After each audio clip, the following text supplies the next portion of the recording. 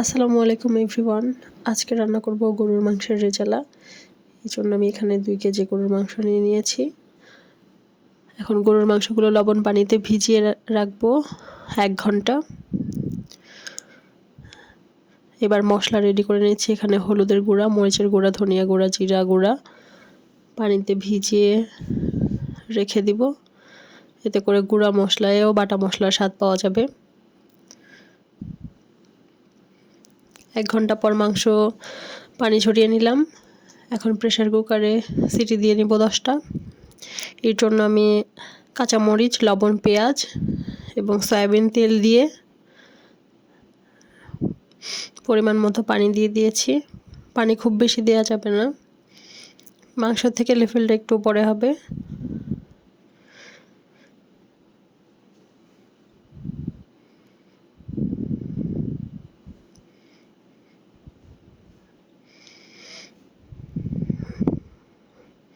আর 10টা সিটি দেওয়া হয়ে গেছে, নামিয়ে রেখেছি। এবার একটি কড়াইয়ে তেল নিয়ে নিয়েছি। তেলে পেঁয়াজ কুচি দিয়ে দিলাম।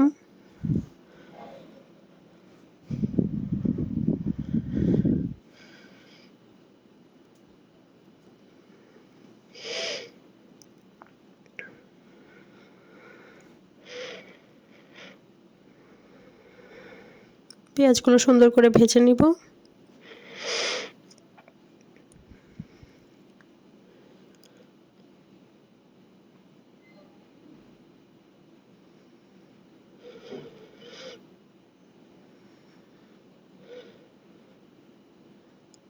এই পর্যায়ে দিয়ে দিলাম এলাচ, দারচিনি। এলাচ, দারচিনি দেওয়ার পরে কিছুক্ষণ নাড়াচাড়া করে আদা রসুন বাটা দিয়ে দিলাম।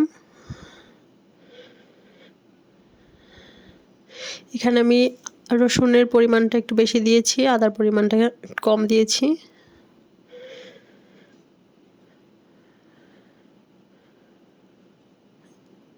এবার যে মশলাটা রেডি করে রেখেছিলাম সেই মশলা দিয়ে দিলাম।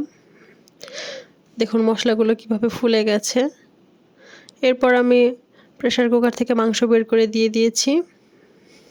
এক্সট্রা পানিটা রেখে দিয়েছি, ওটা দিয়ে ঝোলের ক্ষেত্রে ইউজ করা যাবে। মাংসটি কষিয়ে নিচ্ছি। খুব বেশি রান্না করতে হবে না, যেহেতু সিদ্ধ হয়ে গেছে। কিছুক্ষণ কষিয়ে পানি দিয়ে দিলাম।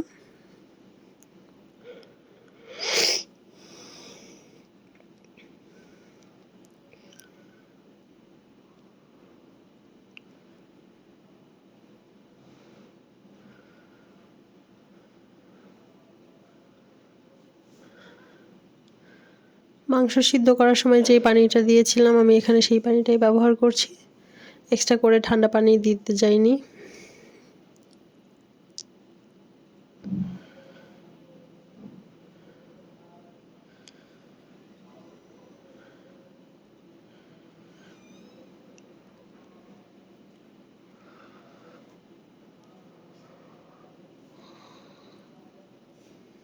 ঢেকে দিলাম।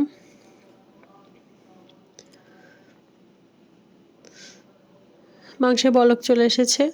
এবার আমি একটি গুঁড়া মশলা দিয়ে দিয়েছি, গরম মশলার গুঁড়া।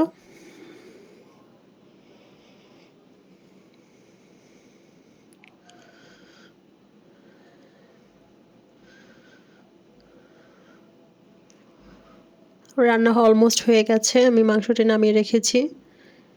যেহেতু রেজালা এজন্য আমি এখানে রসুন কুচি, আদা কুচি এবং পেঁয়াজ কুচি দিয়ে ভেজে নিয়েছি। ভাজা হয়ে গেলে আমি কতগুলো মাংস এখানে তুলে নিয়েছি।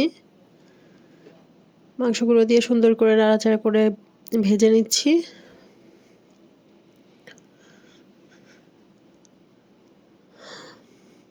ভাজা ভাজা হয়ে গেছে।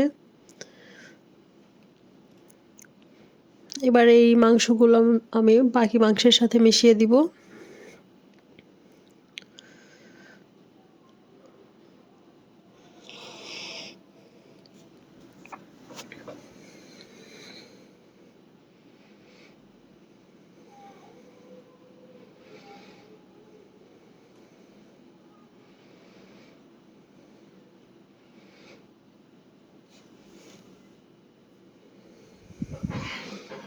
সুন্দর করে নেড়ে চেড়ে মিশিয়ে দিলাম। এবার আমি কয়েকটি কাঁচা মরিচ দিয়ে দিলাম, সুন্দর একটি ঘ্রাণ আসবে।